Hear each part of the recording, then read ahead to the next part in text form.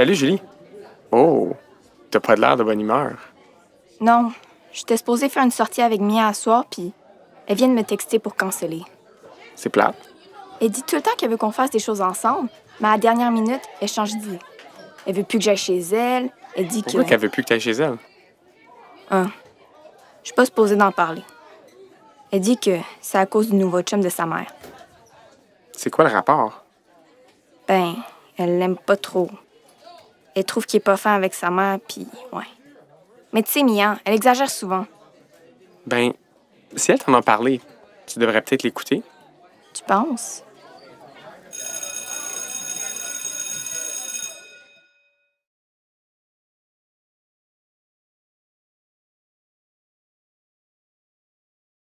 Quand j'étais petit puis que mes parents se chicanaient, mon père pétait sa coche. Je me cachais en dessous de la table ou dans un coin. J'haïs vraiment ça quand il est violent.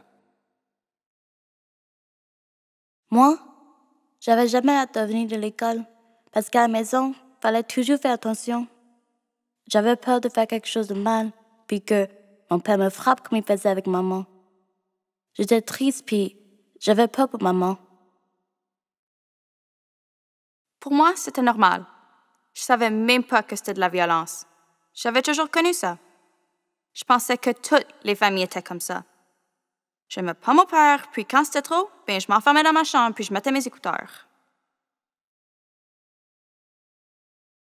Après que mes parents se chicanaient, puis que c'était tout tranquille, j'avais toujours peur de sortir de ma chambre.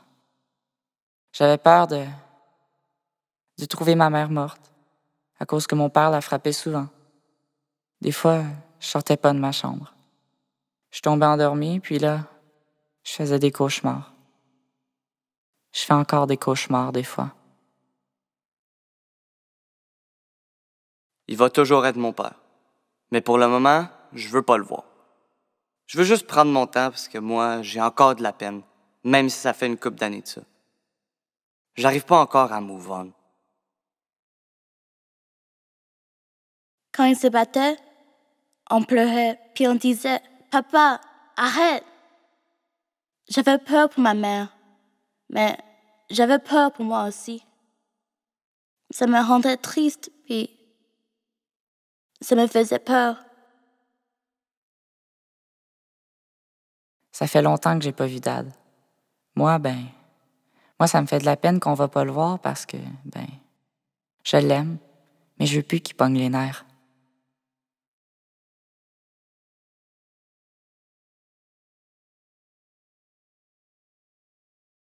Quand ma mère est partie en maison d'hébergement avec mes frères puis moi, j'étais toute mélangée. Je savais pas à quoi m'attendre. Mais une fois rendue, c'était correct. Je me sentais comme en sécurité.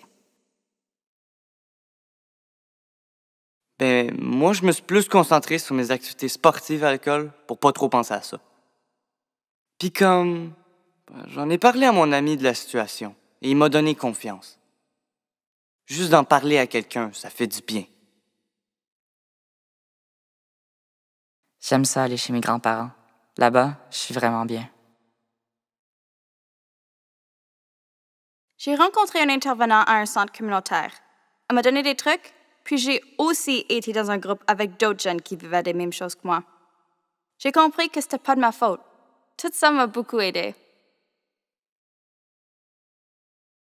La madame m'a donné des petits trucs comme si la chicane est trop proche, d'aller dans un endroit sécuritaire, puis de faire des choses qui me rendent joyeuse, puis de ne pas hésiter d'en parler à quelqu'un, comme une grande personne que je fais confiance. Maman sourit plus maintenant, puis moi aussi.